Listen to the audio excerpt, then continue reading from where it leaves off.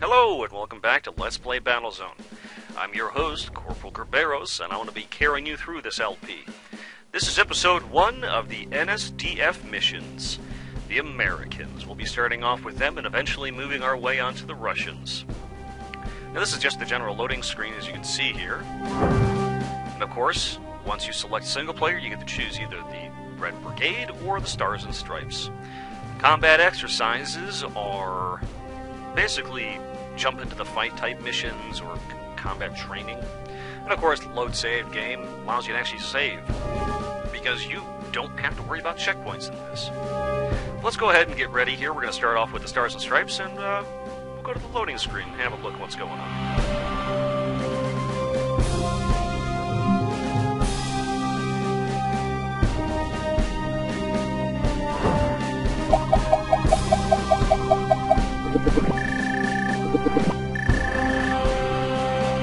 Alright, as you can see, our first mission takes place on the moon. Let's get to it. Sometimes it bugs me that Armstrong and Shepard get all the credit. But we all wanted to win the Cold War. And we were ready to commit our lives to getting the biomedal. The military boys used all the material that had fallen to Earth. And they still needed more. They went looking for a few cowboys to do the job. And in the end, they orchestrated the world's biggest cover-up. They snuck a whole army into space and not a soul knew a thing. But now it's time. People should know why it was so important that we won the space race. People should know what happened to all those who went missing. The dead should get their honors. They should have their place in history. Because history has a way of repeating itself. Satellite enabled. We've discovered a deposit of biometal along with some strange radar signatures. Build a scavenger and escort it to the biometal deposit. Alright, well here we are. As you can see, for the most part, it looks like a standard FPS type positioning. You have on the lower right your ammo and your health and the type of weapons you have available to you. Plasma rifle is the primary weapon that you would be using if you were in a ship.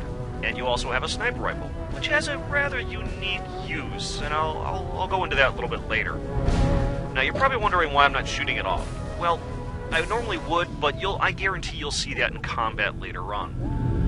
On the lower left, you have a topographical map, which is actually really handy. And on the top left, you actually have probably one of the reasons I absolutely love this game.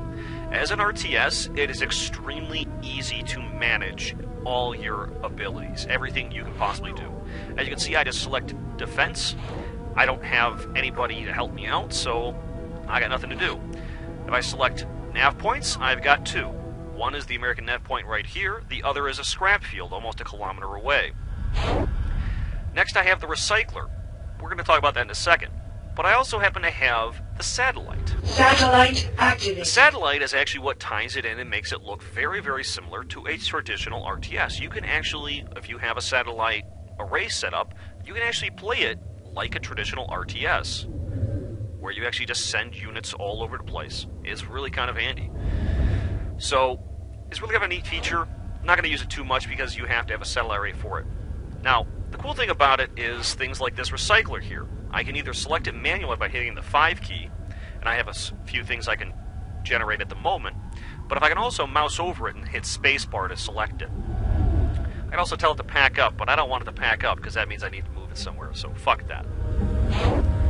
Over here you can see the 4 vehicles that they're going to allow us to choose from to start with. Over here you have the Razor. This is your light vehicle. And this is a nice little vehicle, but a little bit weak. It's nice and quick and nimble, but not strong enough. You have your Bomber, which is the Thunderbolt, which is super awesome. I love the nose art on this thing. Really tough and powerful, but too big and bulky. The Light Tank, which is the Bobcat. It's effective, but not as effective as the one we're going to be using for this mission. And that's going to be this, the Grizzly. The medium tank, and it's the general, overall, end-all, be-all type of vehicle. We're going to go back and start the mission in just a second, but before we do that, I want to show you something really quick. Like as I said earlier, you can select the recycler just by hitting space after you mouse over it. But we're going gonna say hi to Neil real fast. Hey Neil, how you doing? Construction started. Doing good? Building complete. Alright then. See you later. We just produced a scavenger. Now what we're going to do with this scavenger is we're going to go collect scrap with it. It's your scrap collector, and it's very, very handy, and you can assign it to do all kinds of different things, like follow you or go to a certain point.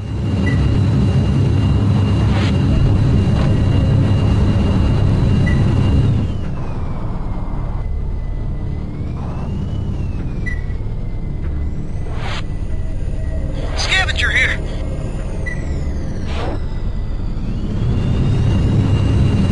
Grizzly 1, we've got a situation. Unidentified vehicles are approaching your position from the southwest. Oh, let's go take a look at that. That sounds like fun.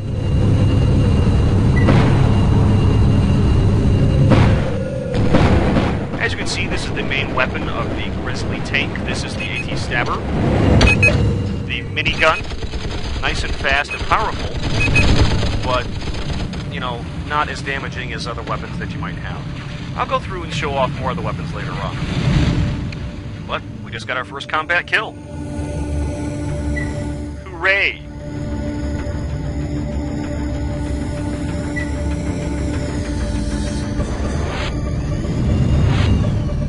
I'm on it. Now, when a vehicle gets destroyed, we can actually select the scavenger and have it pick up the scrap from it. We can utilize this and add it to our own scrap. Very, very handy and really awesome. Good work. Unfortunately, we've got another scavenger out there that's being threatened by Soviet wingmen. Goddamn commies, get away from my scavenger!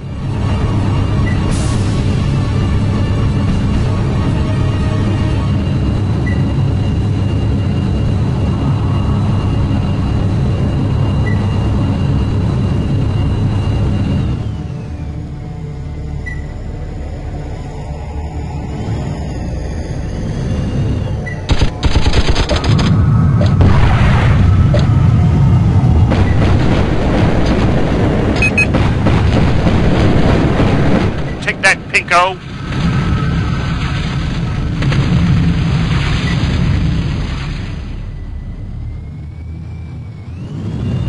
Now all that's left to do is finish escorting the scavenger back to base, and I think we're just about done here.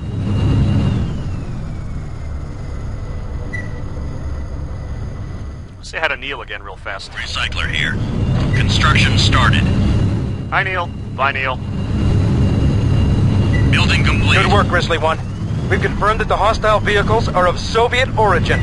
They've maneuvered around Outpost 3 and are headed towards Eagle's Nest 1. Await further orders from NSDF Command.